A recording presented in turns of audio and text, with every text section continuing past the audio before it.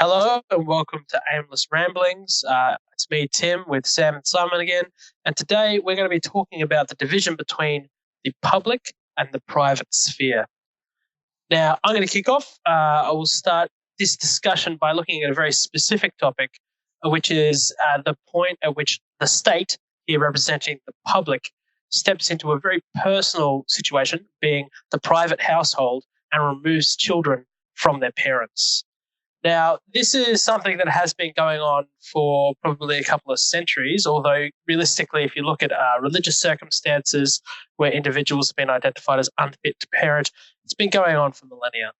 But in terms of the state specifically stepping in and attempting to remove people from their position of father or mother, really, you've got to look at it from the side of those who are under the situation of sort of a doc-style agency stepping in and taking away the children. In the Australian case, I think this is a particularly fraught question as to when a person can step in to remove a child from a family, because we have a pretty dark history with regards to this issue, with regards to Indigenous First Nations communities and their children being removed from them during the 1900s under what was called the Stolen Generation, or what is now retroactively being called the Stolen Generation, where children were removed, generally children who were of mixed racial heritage, were removed from Indigenous communities and moved into white communities where they were given a white education and integrated into the white community. And although this isn't the only situation in terms of the negative pain from both the children and the parents that we need to consider, because obviously there is significant degradation with regards to the parents' psychological health and well-being after the children have been removed, and potentially also for the child's development, depending on their interaction with the parent. On the other hand, obviously, we're not just removing children for the fun of it. Children are generally removed from situations where they are at high levels of risk of drug abuse, physical and sexual abuse. So this is a pretty serious issue as to determining where the line lies between the public and the private interest in terms of removing a child. So a rather broad question, but I'd like to throw it to both of you, and probably I'll go with Simon first. What do you think is the line for the division of private and public interest for when a child should be removed? I feel like the question comes with whose interest are we putting at the most important? So like children and like parents. So from the perspective that I sort of got from the way you're discussing it, was this sort of developing a balance between the well-being of the child versus the well-being of society. However, with the overarching thing, which was you were saying public versus private, it's like a larger issue comes from, it's very common in a lot of medical circles to have to put up the weight up of how much is worth the initial investment to avoid these things occurring versus the amount of money it will cost to assist the person in the future to get over any trauma or any like health issues which will be caused by the action. So you talked about like how it caused issues for the parents, and then I feel like it's from the societal standpoint, it has to be that balance of, is it worth having to assist the parents to deal with the loss of their child versus having to assist the well-being of the child? Yeah, well, I think, though, you've raised a pretty valid point in the sense that maybe there's a utilitarian discussion here to be said between the arguable decrease in quality of life of the parent versus the potential decrease in quality of life of the child. Because, it's pretty obvious in a circumstance where you have a child who's been physically abused repeatedly, and there is a set of circumstances in that home and in that family that are likely to cause this to continue. So, but it's more when we get to sort of that midpoint where there's maybe a confluence of things like poverty, mental health issues, substance abuse, where maybe it's not as clear cut whether removing a child for a circumstance is going to clearly increase their prospects and their quality of life compared to where you've got a very clear-cut case. Sam, you got anything for that? Couple. Shoot, what was the first one? Right. So the first is, in terms of the benefits of child removal, I guess, is, do you know what category of people are most likely to offend in terms of child abuse? Children who have been abused themselves. Yeah, exactly. So, it's a very so much a self-fulfilling prophecy as such. And I think it's the Queensland Act. Yeah, the Queensland Act, in comment to your second statement, it doesn't actually care how harm is caused. If it's physical, psychological, or emotional well-being is having a significant detrimental impact, it's immaterial what is actually causing that. Be that poverty, be that substance abuse of the parent, be that whatever. If the child's physical, psychological, emotional well-being is being significantly harmed, that's enough of a criteria. So it could even just be neglect, so like not even an active abuse as such, but a passive abuse. That's enough. So, yeah. So one thing I would also say, which is sort of an interesting side question out of this initial topic, so one of the things that has been brought up on numerous occasions, and it's particularly a big issue in modern Australia, where you still have a large number of children from Indigenous communities being removed from their parents, is whether or not a child who is removed from a family should be removed to another family of a similar ethno-religious background. So another example, which I'll link in the comments after this, in the States, is there was a Muslim woman who, due to both a mixture of poverty and concern about losing her job, ended up leaving her child at home alone. And this led to a circumstance where her child was removed from her. And one of her key requests was that the child be brought up in a Muslim household so as to have a similar religious upbringing to the one that she was hoping to give him. And that was actually denied. So I think Sam, you had something to say? Yeah, so I mean, again, still in Queensland, and I apologise to the rest of the entire planet, but we operate within the frameworks we operate within. So the Queensland Act, and obviously this has come directly from the abhorrent policies the Australian government, be that state or federal, has had historically. But it's 5C1B. The long-term effect of a decision on the child's identity in connection with the child's family and community must be taken into account. And that's specific for Aboriginal and Torres Strait Islanders in this case. But it's essentially saying that you have to consider the impact on this child's cultural identity when removing it. So there's probably plenty of childless white families out there that be happy to foster an Aboriginal child, but they will preferentially give them to Aboriginal families if they are forced to remove them from custody. It's another interesting question, I suppose, because from my perspective, a lot of these group delineations, and this goes back to our last two episodes, are pretty not only fuzzy, but also have a lot of fluidity within them.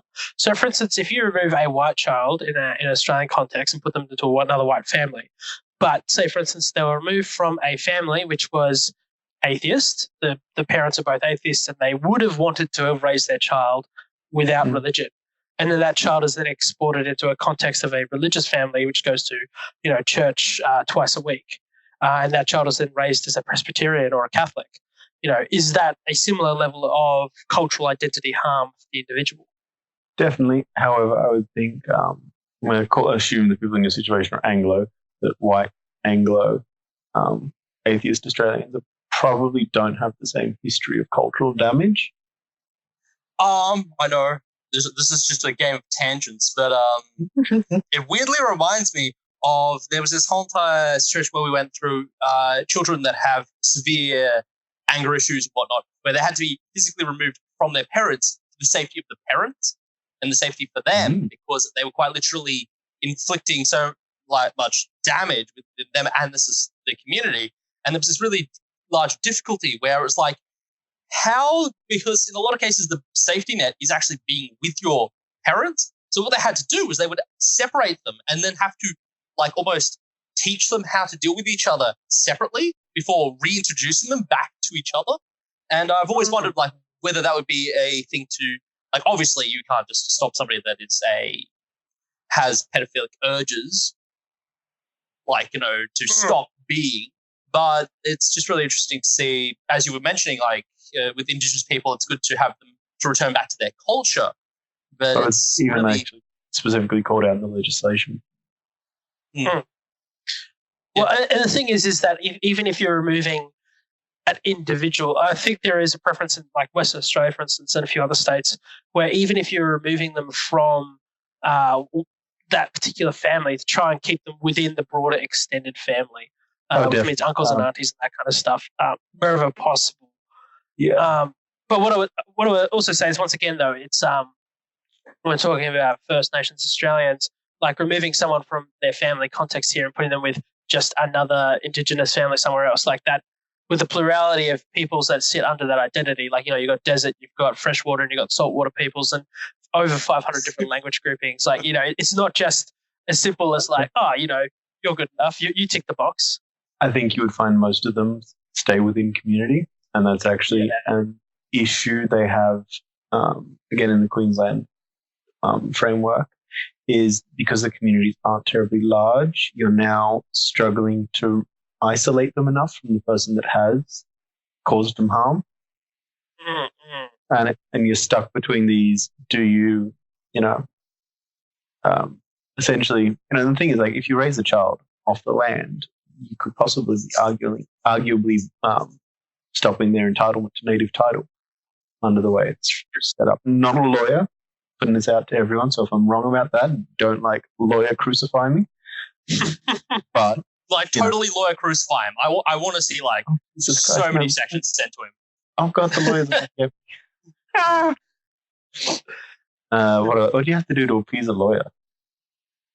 Sacrifice to the law gods. Yeah. Well, actually, talking about morality, I think Simon wanted to discuss morality from a bit of a psych perspective, because we're talking about this from a legislation angle, but let's talk about it from the rather difficult and fraught issue of shoulds and musts. So, Simon.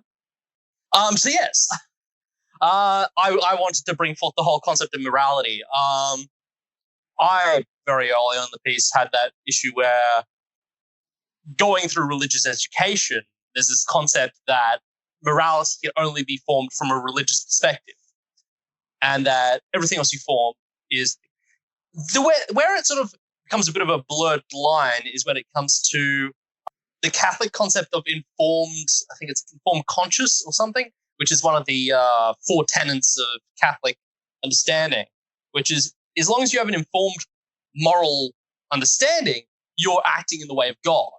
And that was a really confusing concept for me to get my head around. So it's like, so long as your morality is informed, you are indeed acting as godly as anybody else. So anyway, how this random rant goes back to the concept is this whole kind of something that I was trying to sum up the concept of morality as a community construct, like what we deem morality to be, versus a personal understanding of morality. It runs into difficulty when it comes to stunted education and stunted understanding. It's the good old concept that, bad things happen when good people do nothing, but it's also bad things happen when good people are put in situations where they have to do bad things to survive. But there's this particular concept of how people disassociate with criminality, so how they distance themselves from, this really isn't criminal, and it would fit perfectly into this understanding of morality, because let's be honest, the whole what is criminal, what's legal is just a social construct, really.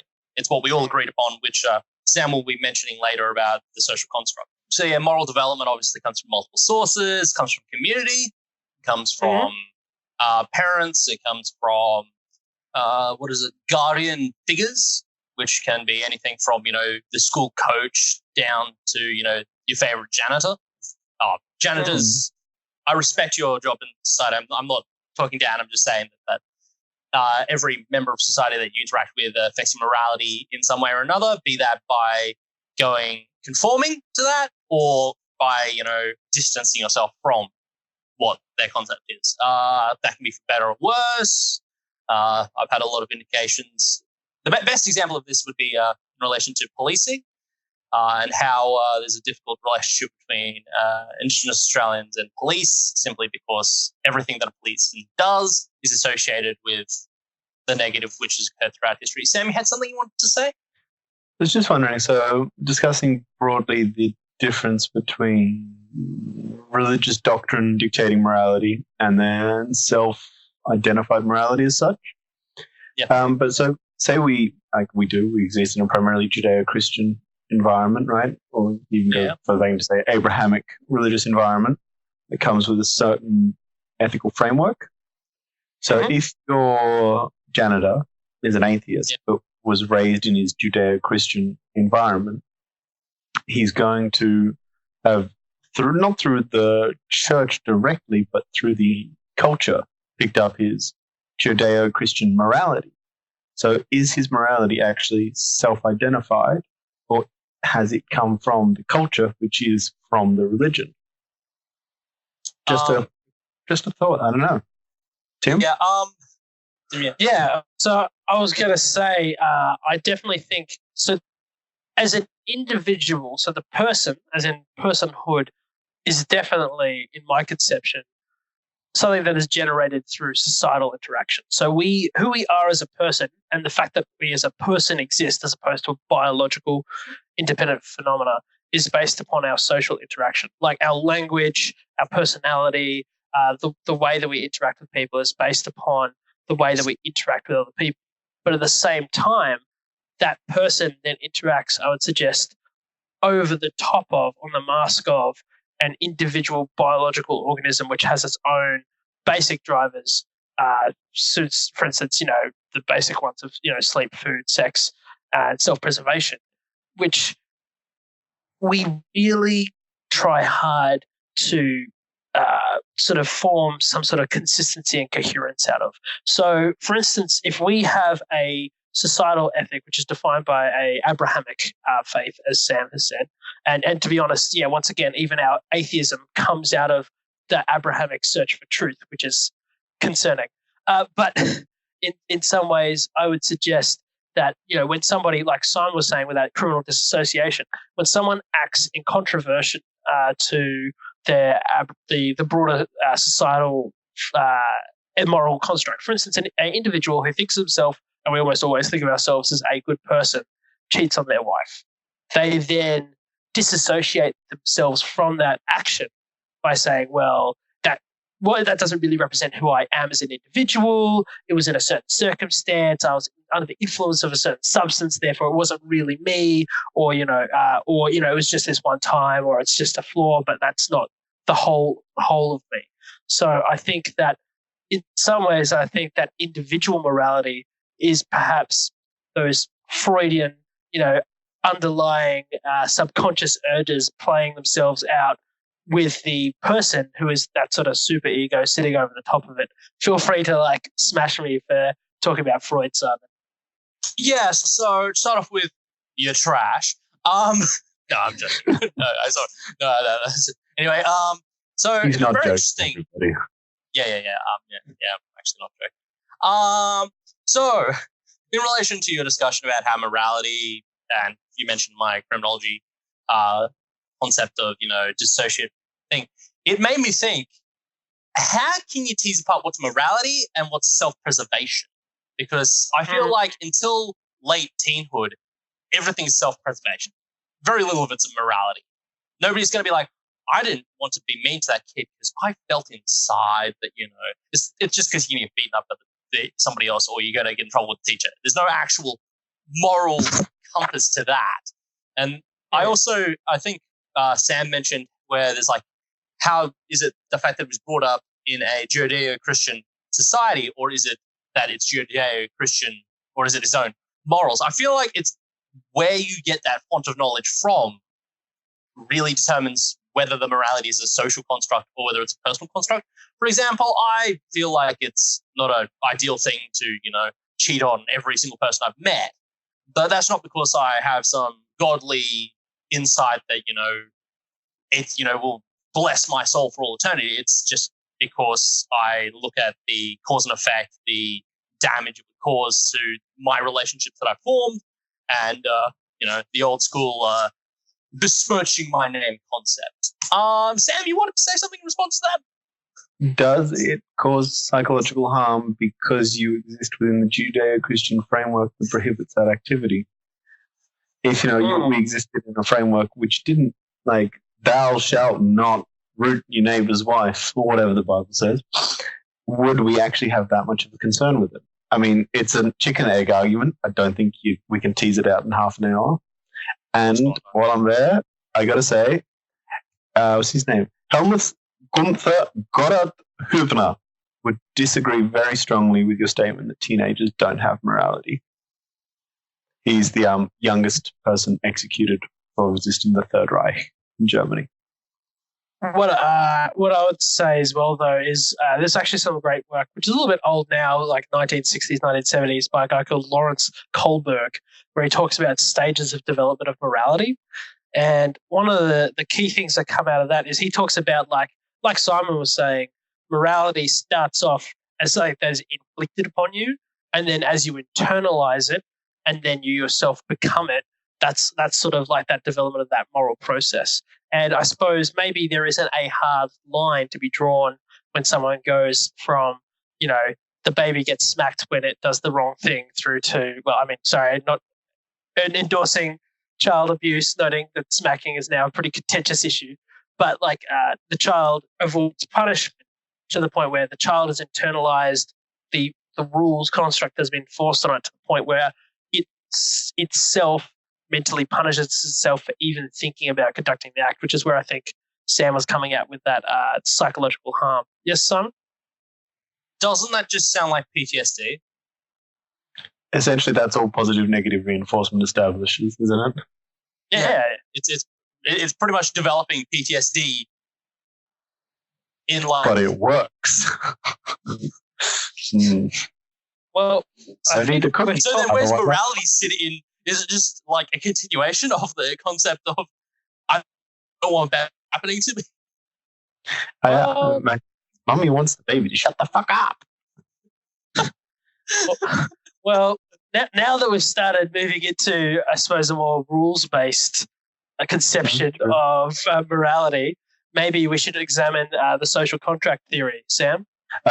Instead of social contract as the whole concept, I was going to just touch on an aspect that Hobbes touches on in his Leviathan, which is, a cool enough little book. Dealio, everyone. You should read it. It's cool.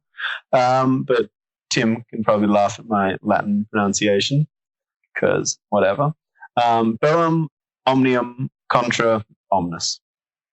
Tim, translation? A state of war against all. You go. See what? Oh, no, Tim.